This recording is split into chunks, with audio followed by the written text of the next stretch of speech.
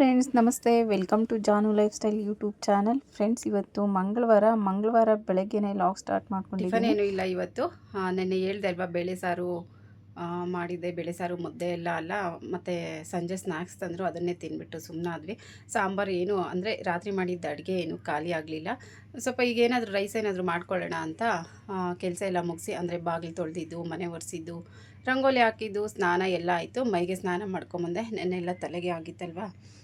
ಇವತ್ತು ಮೈ ಸ್ನಾನ ಮಾಡ್ಕೊಂಬಂದು ನಾನು ಮಂಗಳವಾರ ಶುಕ್ರವಾರ ಪೂಜೆ ಮಾಡ್ತೀನಿ. ಅಂದರೆ ಡೈಲಿ ಮಾಡ್ತೀವಿ, ಭಾನುವಾರ ಇರಲ್ಲ ಮತ್ತು ಬುಧವಾರ ಇರಲ್ಲ. ಮಿಕ್ಕಂಗೆಲ್ಲ ಎಲ್ಲ ದಿನವೂ ಪೂಜೆ ಇರುತ್ತಲ್ವ, ಎಲ್ಲರೂ ಮಾಡ್ತಾರೆ. ನಾವು ಅದೇ ಥರನೇ ಮಾಡ್ತೀವಿ. ಮಂಗಳವಾರ ಶುಕ್ರವಾರ ನಾನು ಮಾಡ್ತೀನಿ. ಸೋಮವಾರ ಮತ್ತು ಗುರುವಾರ ಶನಿವಾರ ಮನೆಯವ್ರು ಮಾಡ್ತಾರೆ. ಆ ದಿನಗಳಲ್ಲಿ ನಾನು ಮಾಡಲ್ಲ ಅಂತಲ್ಲ, ನಾನು ನಮಸ್ಕಾರ ಮಾಡ್ಕೊತೀನಿ ಸ್ನಾನ ಮಾಡಿ. ಅಂದರೆ ಪೂಜೆ ಎಲ್ಲ ಹೂವೆಲ್ಲ ಇಟ್ಟು ದೀಪ ಎಲ್ಲ ಹಚ್ಚಿ ಅವರೇ ಮಾಡಿರ್ತಾರೆ. ನಾನು ಶುಕ್ರವಾರ ಮಂಗಳವಾರ ಮಾಡ್ಕೊತೀನಿ. ನಿನ್ನೆ ಆಯ್ತಲ್ವ ಪೂಜೆ, ಅಕ್ಷಯ ತೃತೀಯದು. ಇವತ್ತು ಮಂಗಳವಾರ ಪೂಜೆ ಮಾಡೋಣ ಅಂತ ಸ್ನಾನ ಮಾಡಿಕೊಂಡು ಬಂದೆ. ಬನ್ನಿ ಈಗ ಪೂಜೆ ಮಾಡೋಣ. ಹಾಗೆ ಇವತ್ತು ರಂಗೋಲಿ ತುಂಬಾ ಸಿಂಪಲ್ಲಾಗಿ ಹಾಕಿದೆ. ಕೆಂಪು ಮಣ್ಣು, ಅಂದರೆ ಕೆಂಪು ಮಣ್ಣು ಅಂತ ಸೈಡಲ್ಲಿ ಕೆಂಪು ಮಣ್ಣು ಹಾಕ್ತೀವಲ್ವ, ಅದೆಲ್ಲ ಖಾಲಿ ಆಗಿಬಿಟ್ಟಿದೆ, ಸ್ವಲ್ಪನೂ ಇಲ್ಲ. ಅದು ಹಾಕಿ ವೈಟು ಬರೀ ರಂಗೋಲಿ ಪುಡಿಯೆಲ್ಲ ಹಾಕಿದ್ರೆ ಅದು ಚೆನ್ನಾಗೇ ಕಾಣಲ್ಲ ರಂಗೋಲಿ. ಅದರಲ್ಲೂ ಸ್ವಲ್ಪ ರಂಗೋಲಿ ಪುಡಿ ಡಿಮ್ ಆಗಿದೆ. ಅಂದರೆ ಇಲ್ಲೆಲ್ಲೋ ಸ್ವಲ್ಪ ಸಿಕ್ಕಿತ್ತು, ಹಳ್ಳಿ ಕಡೆ ಸಿಗುತ್ತಲ್ವ ಮಣ್ಣು ರಂಗೋಲಿ ಪುಡಿ ಎಲ್ಲ, ಆ ಥರ ತಂದಿದ್ದು. ಅದು ಸ್ವಲ್ಪ ಚೆನ್ನಾಗಿಲ್ಲ ರಂಗೋಲಿ. ಸಿಂಪಲ್ಲಾಗಿ ಹಾಕಿದ್ದೀನಿ. ರಂಗೋಲಿ ಪುಡಿ ಚೆನ್ನಾಗಿರೋದು ಇಟ್ಕೊಂಡಿದ್ದೀನಿ. ಅದೇ ಅದು ಸ್ವಲ್ಪ ಡಬ್ಬಕ್ಕೆ ಹಾಕ್ಕೊಬೇಕಾಗಿತ್ತು, ಮೂಟೆಯಲ್ಲೆಲ್ಲೋ ಹಾಕಿದ್ದೆ. ಅದಕ್ಕೋಸ್ಕರ ಸ್ವಲ್ಪ ಸಿಂಪಲ್ಲಾಗಿರೋ ರಂಗೋಲಿನ ಹಾಕಿದ್ದೀನಿ. ನಾನು ಈ ವಿಷಯ ಯಾಕೆ ಹೇಳ್ತಿದ್ದೀನಿ ಅಂದರೆ, ತುಂಬ ಚೆನ್ನಾಗಿ ರಂಗೋಲಿ ಹಾಕ್ತೀನಿ ಅಂತ ನಾನು ಇಂಟ್ರೊಡ್ಯೂಸ್ ವಿಡಿಯೋಲಿ ಹೇಳಿದ್ದೆ ಅಲ್ವಾ. ಕೇಳ್ಬೋದು, ಎಲ್ಲಿ ರಂಗೋಲಿ ಹಾಕ್ತೀನಿ ಅಂದಿದ್ರಲ್ವ. ಕೇಳೋರು ಕೇಳ್ಬೋದೇನೋ. ನೀವು ಆ ಥರ ಎಲ್ಲ ಕೇಳ್ತಾ ಇದ್ದರೆ ನಮ್ಗೆ ಇನ್ನೂ ವೀಡಿಯೋಸ್ ಮಾಡೋಕ್ಕೆ ತುಂಬ ಇಂಟ್ರೆಸ್ಟ್ ಬರುತ್ತೆ. ಫ್ರೆಂಡ್ಸ್, ನಿಮ್ಮ ಕಮೆಂಟ್ಸಿಂದನೇ ನಮಗೆ ತುಂಬ ಇಂಟ್ರೆಸ್ಟ್ ಬರೋದು, ಇನ್ನೂ ಚೆನ್ನಾಗಿರೋ ವೀಡಿಯೋಸ್ ಮಾಡಬೇಕು. ನಾವೇನಾದರೂ ಸರಿ ತಪ್ಪುಗಳು ಮಾಡ್ತಿದ್ರೆ ಅದನ್ನೆಲ್ಲ ನೀವು ಹೇಳ್ಬೇಕು. ಈ ಥರ ಎಲ್ಲ ಆ ಥರ ಸರಿ ಮಾಡ್ತಿದ್ರು ಅದೇ ಥರನೇ ಹೇಳ್ಬೇಕು.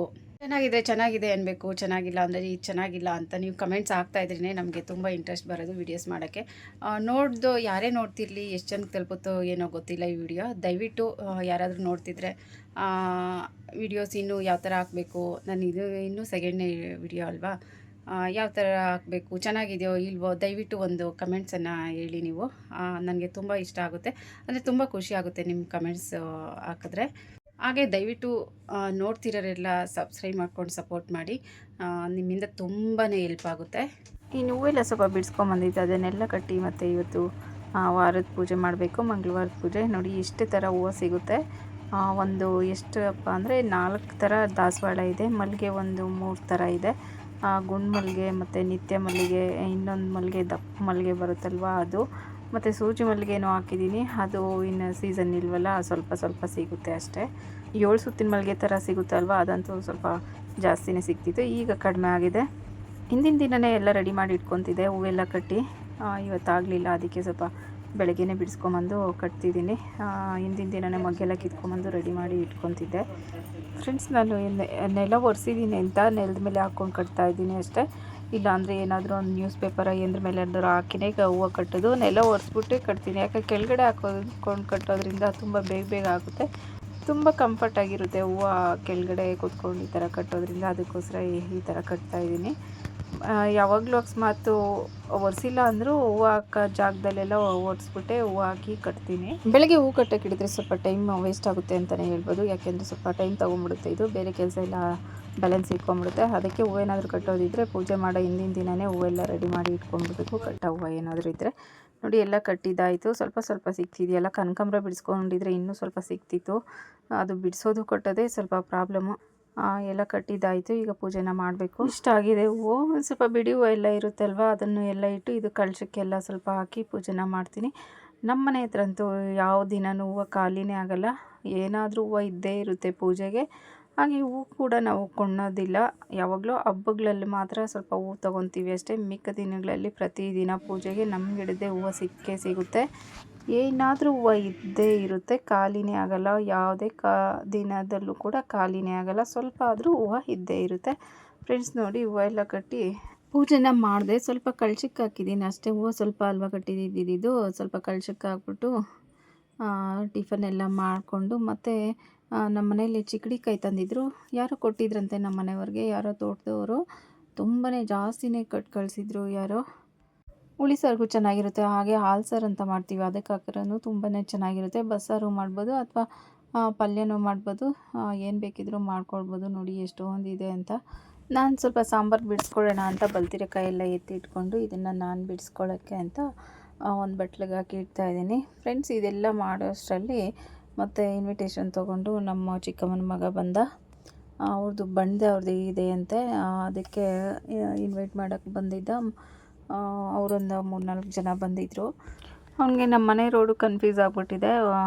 ಯಾವಾಗಲೂ ತುಂಬ ದಿನದಲ್ಲಿ ಬಂದಿದ್ದು, ಅದಕ್ಕೆ ಫೋನ್ ಮಾಡ್ದೆ ಕೈಲಿದ್ದೀನಿ ಅಂತ. ಮತ್ತು ಅಲ್ಲೋಗಿ ಸ್ವಲ್ಪ ಅಡ್ರೆಸ್ ಎಲ್ಲ ಹೇಳಿ, ಇಲ್ಲೇ ಅದನ್ನು ತರಕಾರಿ ಇಲ್ಲೇ ಬಿಟ್ಟು ಅಡ್ರೆಸ್ ಎಲ್ಲ ಹೇಳಿ ಕರ್ಕೊಂಬಂದಿದ್ದಾಯಿತು. ಫ್ರೆಂಡ್ಸ್, ನಮ್ಮೂರು ಸ್ವಲ್ಪ ದೊಡ್ಡೂರು ಇದೆ, ಅದಕ್ಕೆ 1 ಸರಿ 2 ಸರಿ ಬಂದವ್ರಿಗೆ ಸ್ವಲ್ಪ ರೋಡೆಲ್ಲ ಕನ್ಫ್ಯೂಸ್ ಆಗಿಬಿಡುತ್ತೆ. ಇನ್ನು ಅವ್ರು ಬಂದಮೇಲೆ ಅವ್ರಿಗೆಲ್ಲ ಜ್ಯೂಸ್ ಕೊಟ್ಟು ಸ್ವಲ್ಪ ತಿಂಡಿ ಎಲ್ಲ ಕೊಟ್ಟು ಒಂದು 1/2 hour ಹಾಗೆ ಕೂತ್ಕೊಂಡು ಮಾತಾಡ್ಕೊಂಡಿದ್ದ.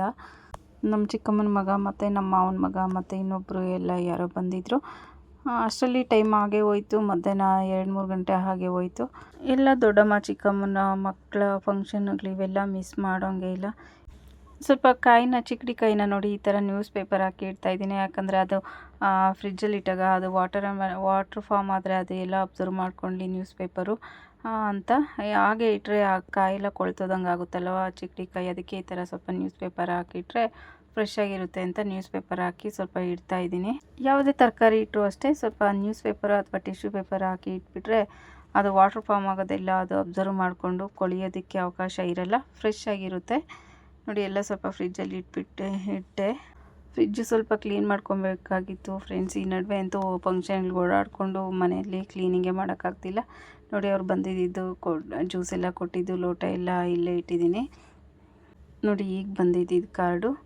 ಫ್ರೆಂಡ್ಸ್, ಇವರು ನಮ್ಮ ಚಿಕ್ಕಪ್ಪನೂ ಇಲ್ಲ, ನಮ್ಮ ಚಿಕ್ಕಮ್ಮನೂ ಇಲ್ಲ, ಪಾಪ ಇವರು ಇಬ್ಬರೇ ಅಣ್ಣ ತಮ್ಮಂದಿರು. ಅವ್ರ ಚಿಕ್ಕಪ್ಪ ಅವರೇ ಎಲ್ಲ ಸಾಕಿ ಇವ್ರಿಗೆ ಒಬ್ಬ ದೊಡ್ಡವನಿಗೆ ಮದುವೆ ಮಾಡಿದ್ದಾರೆ, ಈಗ ಚಿಕ್ಕವನಿಗೆ ಮಾಡಬೇಕು. ಪಾಪ ಇವ್ರದ್ದು ಒಂಥರ ಬೇಜಾರು ಕತೆ. ಇವ್ರದ್ದು ಅಪ್ಪ ಅಮ್ಮ ಯಾರೂ ಇಲ್ಲ ಅಂದರೆ ಹೇಳ್ಬೇಕಾ, ಬೇರೆಯವರು ಅಂದರೆ ಚಿಕ್ಕಪ್ಪ ಚಿಕ್ಕಮ್ಮ ಅವರೆಲ್ಲ ಎಷ್ಟು ಮಾತ್ರ ನೋಡ್ತಾರೆ ಹೇಳಿ. ಅಲ್ಲಿಗೂ ಅವ್ರು ಚಿಕ್ಕಪ್ಪ ಚಿಕ್ಕಮ್ಮ ಎಲ್ಲ ದೊಡ್ಡವನಿಗೆ ಎಲ್ಲ ಮದುವೆ ಮಾಡಿದ್ರು.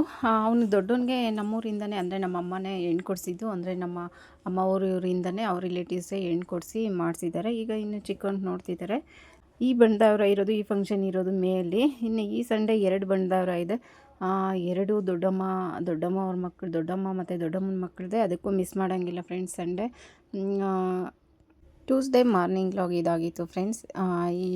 ಈ ವ್ಲಾಗ್ ನಿಮ್ಗೆ ಇಷ್ಟ ಆದರೆ ಪ್ಲೀಸ್ ಒಂದು ಲೈಕ್ ಮಾಡಿ, ಹಾಗೆ ಯಾರೆಲ್ಲ ನೋಡ್ತಿದ್ದೀರೋ ದಯವಿಟ್ಟು ಸಬ್ಸ್ಕ್ರೈಬ್ ಮಾಡ್ಕೊಂಡು ಸಪೋರ್ಟ್ ಮಾಡಿ ಪ್ಲೀಸ್ ಅಂತ ಕೇಳ್ತಾ ಇವತ್ತಿನ ವ್ಲಾಗ್ ಎಂಡ್ ಮಾಡ್ತಾಯಿದ್ದೀನಿ.